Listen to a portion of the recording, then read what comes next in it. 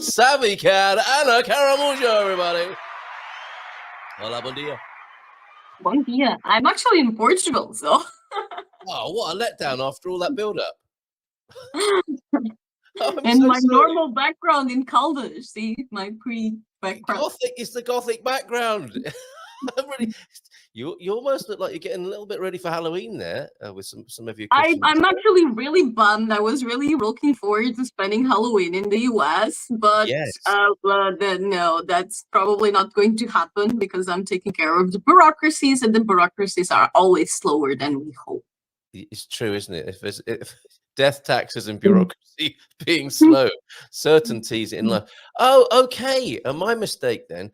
You were in the United States in a sense a few nights ago, weren't you? As you delivered a webinar. You did that from here, though, right? I did my webinar in Portuguese time, so that was from 2 a.m. to 3:30 a.m.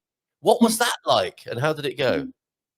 It doesn't bother me too much. If it was like for 5 a.m., it would be a much bigger problem for me. Yeah, I know. Because I'm much more of a night person than a morning person, so it's easier for me to be working and to be awake at night than it is for me to be awake in the morning. So it worked out okay, and we had 45 people show up, which was pretty good. Excellent. Well done. Well done. Encouraging more people to come to Portugal, not just from the United States. I guess it would have been. And the next one, the next webinar is going to be on the 5th of November. This time it's going to be on the weekend. So it's going to be like at lunchtime in the US, morning, like late morning in the US, and end of the day in Portugal, and it will be with Serenity, so going a bit more into the health part of moving. Okay, very good, very helpful, very informative. What are you finding at the moment? I think there's an evolution of migration and the types of people and the reasons people are moving to Portugal. What are the avatars that are like at the moment, Anna? What sort of people are considering Portugal, or is it pretty much the same as it's always ever been? I don't think it's changed a lot. I mean, especially the removal of the NHR program definitely had some impact, but I believe it had more impact on the European Union market, so to say, because it's much easier to just go somewhere else in the European Union, I suppose. And there are other countries with some other benefits. But for places like the US, I think that Portugal still retains pretty much what it was attracted for. And because of the way that the tax agreement works, it doesn't affect this market as much. Right. Very good. Okay. So those are the sorts of people you're dealing with who no longer can take advantage of the NHR. Except in some exceptional circumstances, of course, because there is some sort of tax regime, isn't there, for some particular kinds of people, but it's nothing like... They are saying that they will bring back part of the NHR, but I don't know when that's going to happen, and knowing our government, it may take years, so I'm not really waiting for that to happen. It's quite a smart move, though, as well, isn't it? To say we will reconsider in the future is probably a smart thing to say when you're at the helm of the country and wanting to keep people a little bit on edge like that. So I don't blame them, but we do prefer a bit more clarity than that sort of promises sort of thing, don't we? So more of your anecdotes then. Now you're firmly back in Terra Firma Portuguesa. And presumably you've eaten all the things you wanted to eat that you missed in the United States. Have you got any more stories to tell us about your time over there and comparisons you've made and things that shocked you or amused or even pleased you? There was actually some things that, because a lot of my US clients, a common complaint was like the sound isolation and how it's not so easy to find good isolations here in Portugal and you hear your neighbors kind of thing. That's pretty much the same in the US. I would say that 90% of the places I've been had terrible sound insulation, and I heard everything that was going around, including hotels, which was a bit odd. Oh. So that was a curious one. Maybe your hearing gets better when you go abroad. Could be that. I don't know. Right, okay. But then again, I was mostly in the East Coast, and apparently California construction is known to not be exemplar at all. Oh, okay, fair enough. All right, well, that's interesting, isn't it? So that it's almost like a complaint about housing stock here, but you found it to be very similar where you were in the United States. Yeah. Well, okay. And actually, what I would like to talk about today, it was actually a bit more on the spiritual side and how the spiritual journey and moving to a different country can be deeply connected. Mm. It's actually something that I kind of go in and out of. You know, as a business owner, I always have to be on the logic side of things. And, you know, they usually say the male energy and the feminine energy, and the male Yeah. energy is a lot more about logic and control. And the feminine energy is more about intuition and letting go. I'm pretty bad at feminine energy. Well, that's quite a confession.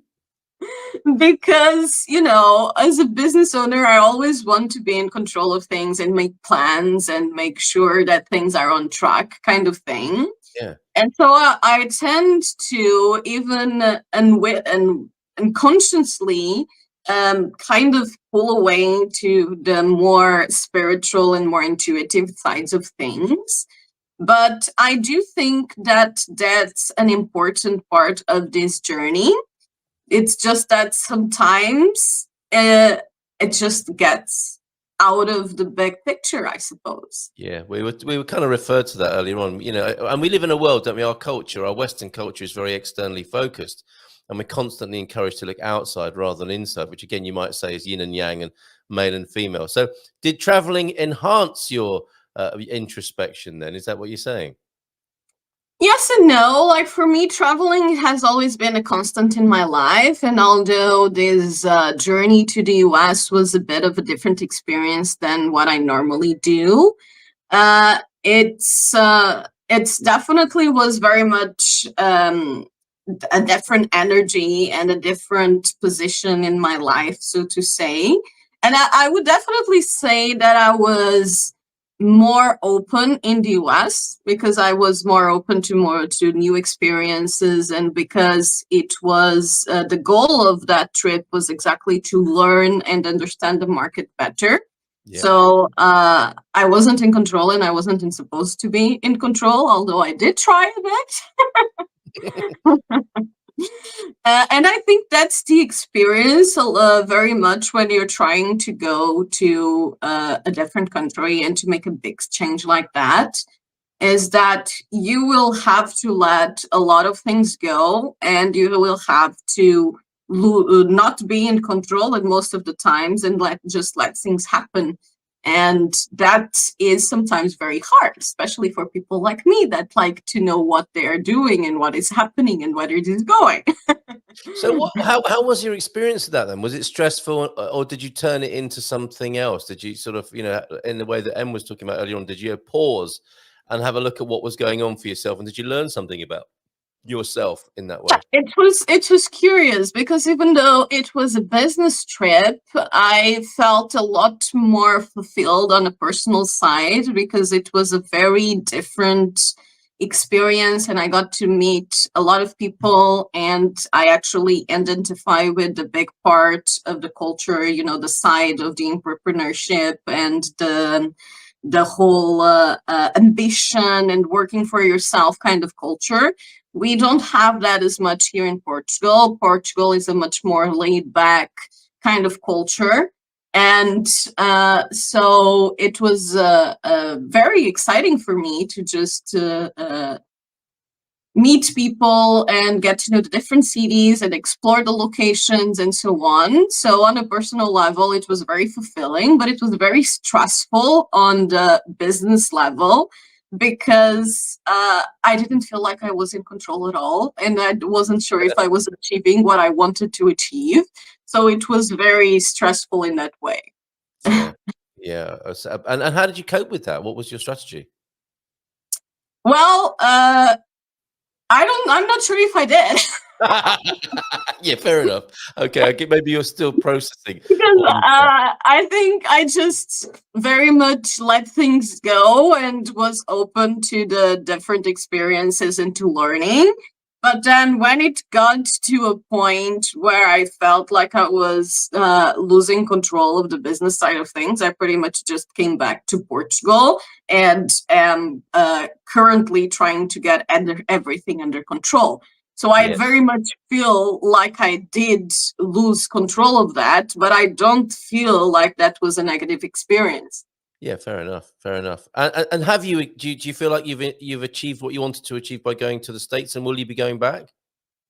I will. I did feel like a big part of it was to understand and learn the market and understand the culture better and understand the different locations and if they have different needs. So I did feel like I managed to do that. Very good. But from the business side of things, was the goal was, of course, to get a stable in stream of clients. And I know that wasn't going to be something instantaneous, but it's still very stressful when you don't see results happening. Right. Yeah, yeah. And so I'm currently focusing on doing more online marketing. And then I'll go probably in the mid-November, I'm going to be doing the in-person events in the different cities of America. And hopefully get them a bit more filled up so we get better results in that sense. Very good. So that's currently how I'm approaching it, but it's definitely business-wise, it was a very stressful experience because the US is very, very expensive. Yeah, yeah. Well, bless you. I completely agree with Jackie here. Thank you, Anna, for your news. You're a strong, capable lady to be much admired. Your travel stories are fab. So, talking of travel stories and cultural differences, can I ask what the first thing you did when you got back was? So, I mean, I think this is a thing, isn't it? If you go away and you go away for a considerable time, and you have a little bit of a stressful time as well. You know, you were busy. You weren't exactly on holiday. There must have been things you were thinking, oh, I can't wait to get back to Portugal and do X, Y, or Z. What were those things? Honestly, the thing that I was already like, I really need to go back to Portugal to do this was the health. Like the first thing I did when I got to Portugal was get my blood work done and get my appointments with my doctors to make sure everything was okay. Because while I was in the US, I actually got a UTI, and I have endometriosis and I had surgery. And before I had surgery, I had UTIs really, really often. But after surgery, I stopped having them. So when I got one in the US, I got a bit stressed, like I need to check up on things. And so that's the first thing that I did when I got to Portugal, because I definitely didn't feel comfortable doing that in the US, especially because of how ridiculous costs are there. Wow, wow. That's not what I expected to hear. So health checkup first. What about food and drink though? What about the things you missed? Yeah, definitely. It was very nice. I remember when I got back, there was a few interesting things. Like one of the things is airports in the US are a lot more organized than the airports here in Portugal. That's for sure. Right. But I did miss the fact that our baggage claim is actually inside the passenger area. Because in the US, you exit the passenger area and then get your luggage. And I think I remember telling you that was one of my first culture clashes. Like, it's a place that is so obsessed with security. How come? And it definitely feels a lot safer to do it in a passenger only area. So that's nice. And then I actually the costs. Because in the US, then I would get an Uber to go to the hotel or to the place I'm staying or whatever, and it would generally be between $25 and $60. And I paid an Uber to go to get my bus to Caldas from Lisbon. Like the Uber was €7, the bus was €6. And so it's just so nice to have Portuguese What prices what again. a And comparison. I got here and I went to have lunch at Maratona, which is a coffee shop here in Portugal, in the Caldas, that does daily dishes. And it's just like 80 euros meal. And it's a great healthy meal with a lot of fresh veggies, which you don't get at all for Maratona, $8 anywhere in the US. it's a Maratona is amazing, isn't it? And I Yeah. suspect if you went to a restaurant, and I only discovered Maratona recently, and I discovered that they also have a more of a gourmet restaurant in San Martino de Porto, same chef. It turns out it's quite interesting. I know the chef's wife who's in real estate in a different capacity. So, I wished she told me a lot longer ago about her husband's amazing restaurants. So we discovered Maratona in Caldas, where you go in and it's pretty much a set meal, isn't it? There's like a fish meal, a meat meal, and a veggie meal. Yeah, And they the make like a weekly menu, and they Yeah. have, like you said, a meat, fish, and a veggie option. And it usually gets sold out pretty early. So Amazing. if you go have the lunch later, it will probably be all gone. Yeah, right. Yeah. But they also have like the gourmet side, but that's open only for dinners, and that one is a bit more expensive. But yeah, compared to US prices, it's very, very affordable. I imagine for that lunch, you'd be paying $20, $30, wouldn't you, in the United States? So Maratona, thoroughly recommend that in You know, Caldas. in the United States, on the gourmet side, you would probably paying $30 to $50 at least per There you go. person. There you go. So good Yeah. to be back from that point of view. Mhm. Something that you must come up for you and your team, for people moving to Portugal. Biggest shock for me was mold management in Portugal. Now, I take it James is talking about his house rather than personal mold management. Let's go on that basis. Coming from the UK, where houses either houses either never get it or people have it. They just accept it as if it's something impossible to remove. What would you say about that, Anna? I mean, white vinegar is your friend, isn't it? The vinegar de limpeja it's a cultural thing where there are massive differences in temperature and humidity, right? It's going to happen, and you need to learn how to manage it. Like learn from a Portuguese grandma. I'm curious that it's curious for me that it's a shock for UK people, because UK is generally a very humid. So I would think that it wouldn't be that uncommon to get mold, but it's definitely related to the isolation and the materials on the houses too. But it also depends on the use of the house. Like here in Caldas, because this house is closed off for months, sometimes some things get a bit moldy, but it's generally not that bad. But when I'm here, like leaving for a long period, I generally don't have a lot of problems.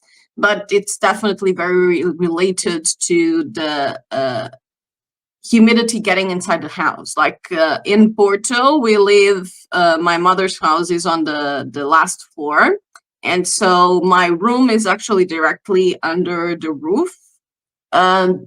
And during the rains, there were some issues and some telhas, some parts of the roof kind of got left over some time ago. And so we had a lot of humidity coming in. Yes. And after that, the closet got moldy. But yes, it's not exactly stuff that we enjoy, and we do try to avoid it. But sometimes, things happen. Yeah. Yeah, indeed. And it's a maintenance matter. I think there are things that you can take for granted in the country you come from because the climate doesn't produce it. And it's an active management thing. And I suppose there's an amount of I do think that it's a big thing for the roofs too, especially the older roofs. They don't isolate great. They don't have great humidity isolation.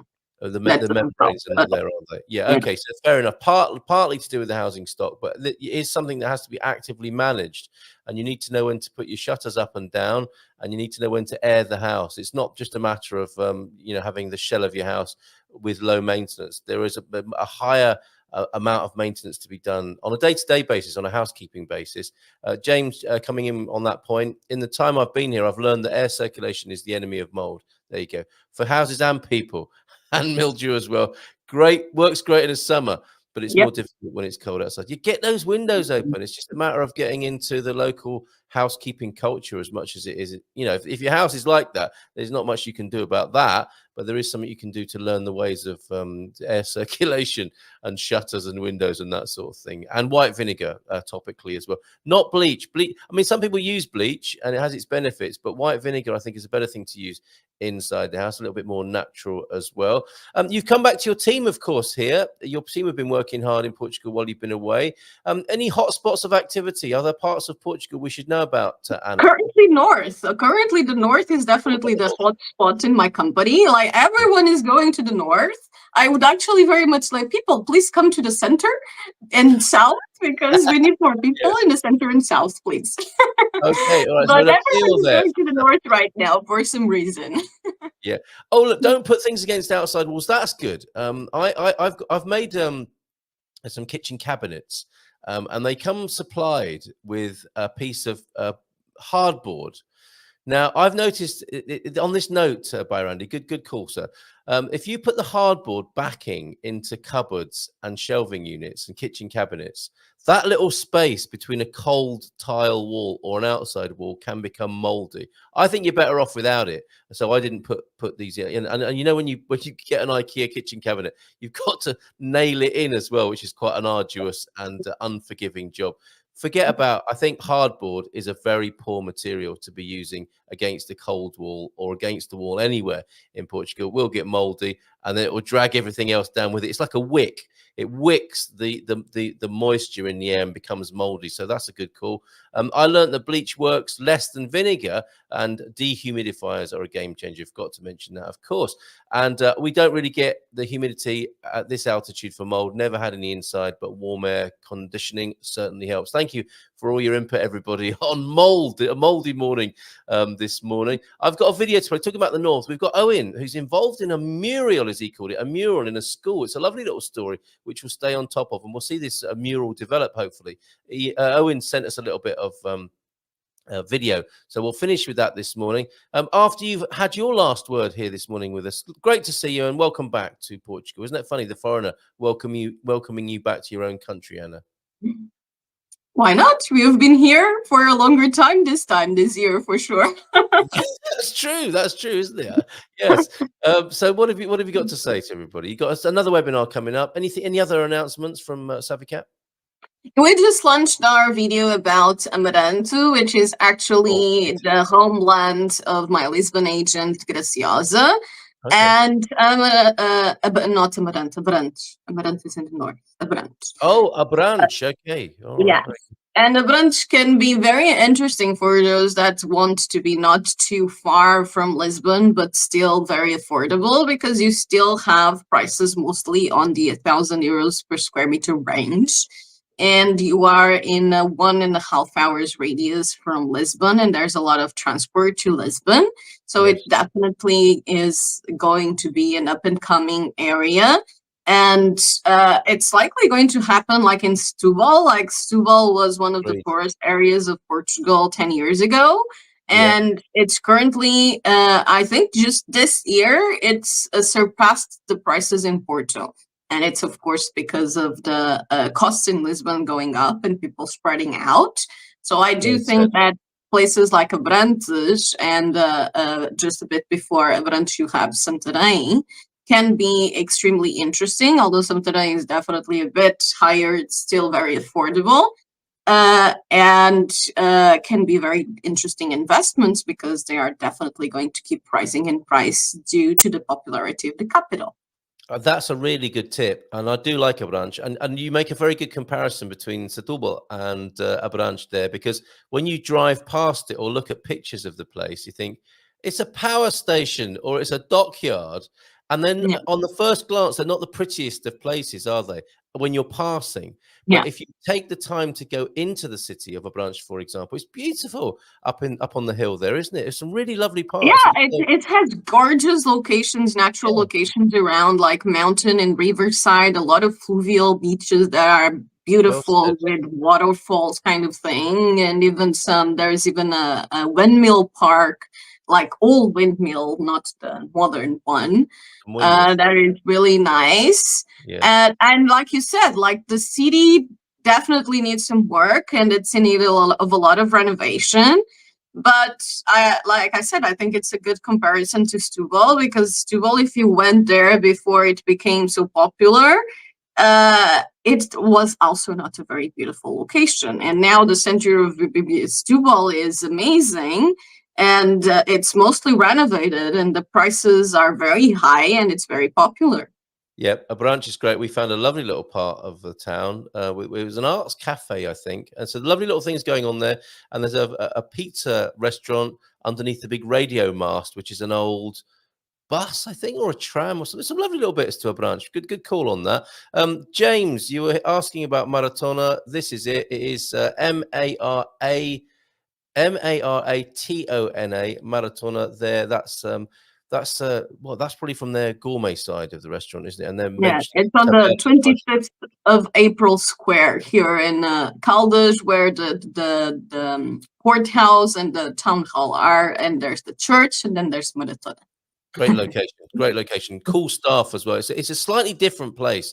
It's not your run-of-the-mill Portuguese luncheon restaurant, although there are aspects of the Portuguese soul, and I think the food is slightly different. There are little twists, aren't there? You can get a miso. I think it's more modern, but I think it's a very well worked concept. It is, and yeah. I do think that it still keeps a lot of Portuguese things, and they do have a lot of variety on the weekly menu on the coffee shop side, but on the gourmet restaurant side, the menus tend to be more traditional. They do put a twist to it. A lot of the main dishes are more Portuguese based.